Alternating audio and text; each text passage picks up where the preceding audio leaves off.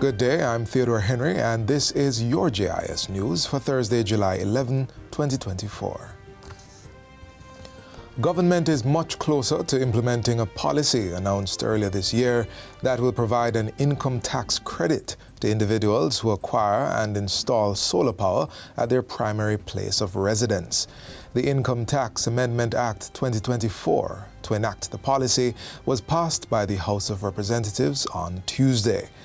The bill makes provisions for an income tax credit at the rate of 30% of the acquisition and installation cost of the solar photovoltaic system up to a maximum cost of $4 million.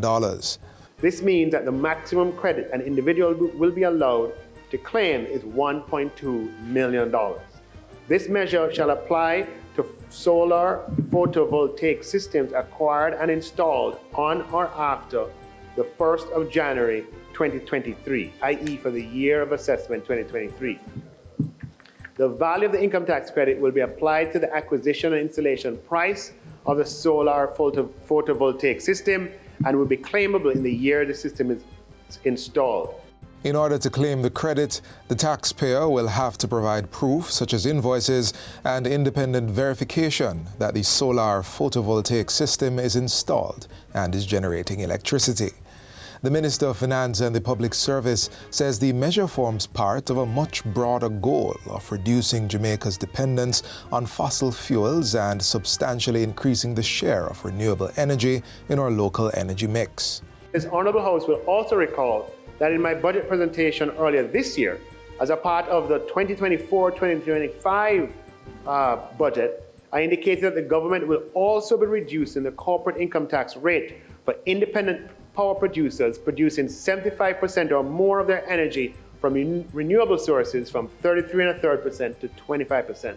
The objective of this rate reduction is to promote growth within the renewable energy sector by providing a more favorable tax environment and providing more of an incentive for larger scale investment in renewable energy technologies such as wind and solar. The major components utilized in the installation of a solar photovoltaic system, such as the solar photovoltaic panels, inverters, and batteries, are also exempt from the payment of GCT. A centralized electronic Know Your Customer (EKYC) public utility system is being developed to streamline and simplify the process for opening a bank account. It will also make it easier for Jamaicans to switch their account to the bank offering the best services and products.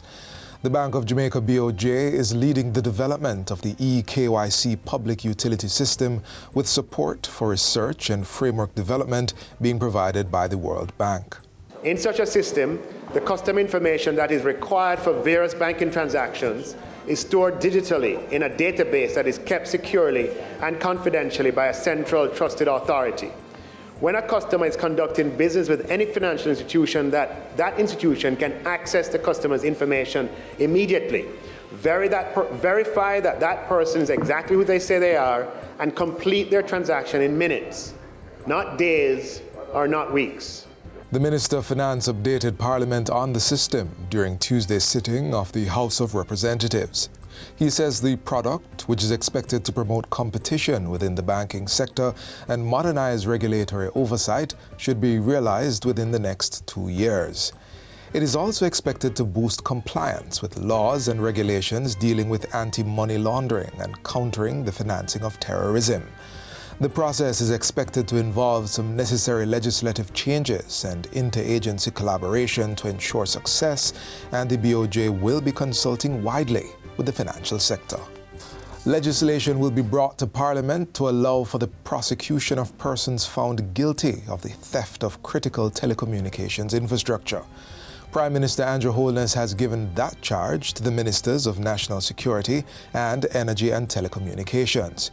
He was referencing the theft of fuel, batteries, and generators from repeater stations of telecom providers during the passage of Hurricane Beryl.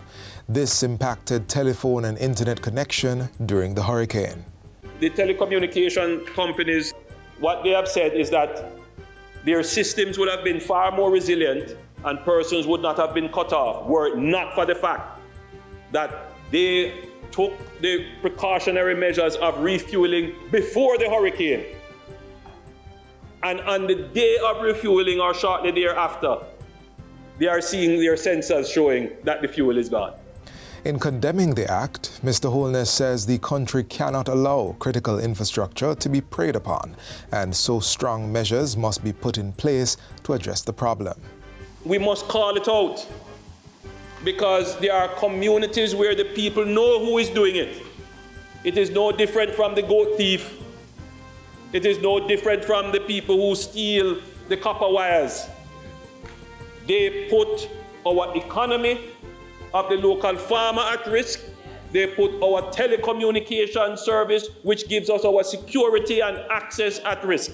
The government has issued a strong warning against price gouging in the aftermath of Hurricane Beryl.